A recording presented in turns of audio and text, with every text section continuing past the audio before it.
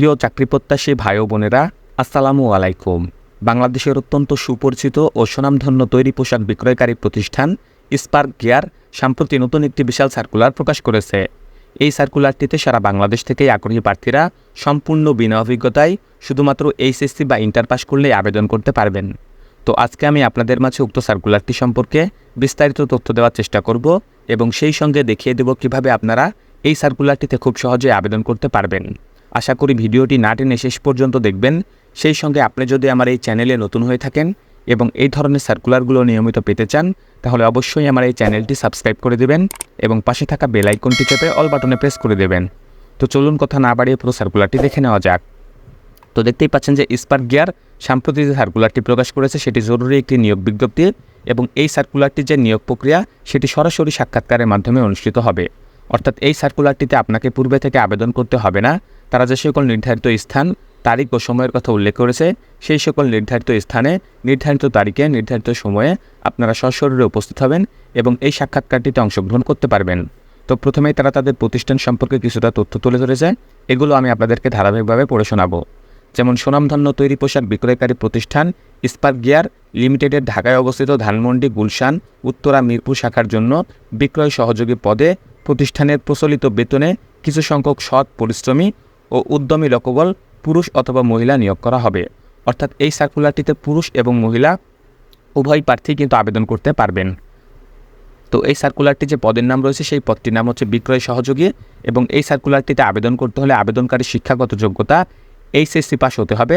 তবে যারা স্নাতক অথবা স্নাতকোত্তর সমমানে অধ্যয়নরত রয়েছেন তারাও কিন্তু এখানে আবেদন করতে পারবেন। অর্থাৎ আপনারা যারা অনার্স অথবা ডিগ্রি লেভেলে পড়াশোনা করছেন, রানিং স্টুডেন্ট রয়েছেন, তারাও কিন্তু এখানে আবেদন করতে পারবেন।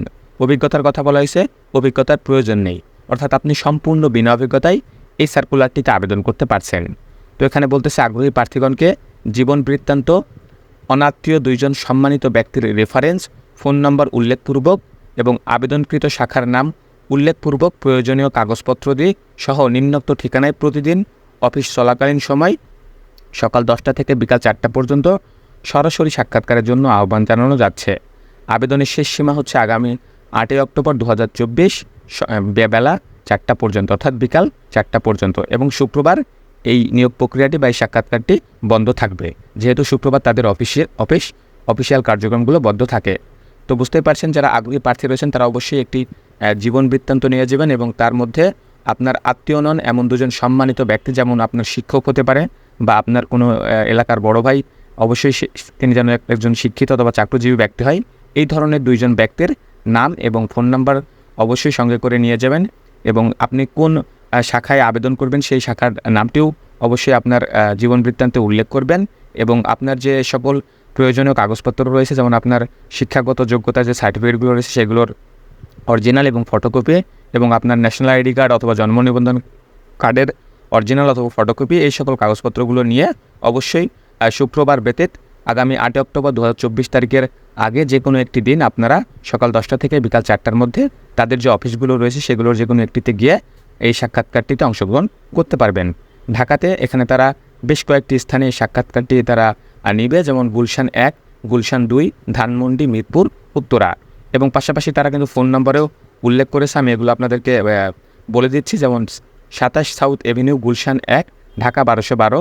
গুলশানের মোবাইল নাম্বারটি হচ্ছে 01729082065। এরপর রয়েছে ধানমন্ডি 01729082065। এরপর রয়েছে মিরপুর 01322914965 এবং সর্বশেষ যে স্থানটি রয়েছে উত্তরা 01322914982। তো আপনারা এই সকল নাম্বারে ফোন করেও তাদের কাছ থেকে বিভিন্ন তথ্য নিতে পারেন এবং আপনার যে ওদের যে একজ্যাক্ট লোকেশনটি রয়েছে, অফিসিয়াল কার্যক্রম যেখানে চলে, সেই স্থানগুলো আপনারা জেনে নেবেন এবং এই সাক্ষাৎকারটিতে অংশগ্রহণ করে নেবেন। তো এই সার্কুলারটি সম্পর্কে আরও বিস্তারিত জানতে অবশ্যই আপনারা বিডি জবসে যাবেন, কারণ এই সার্কুলারটি বিডি জবসেই প্রকাশ করা হয়েছে।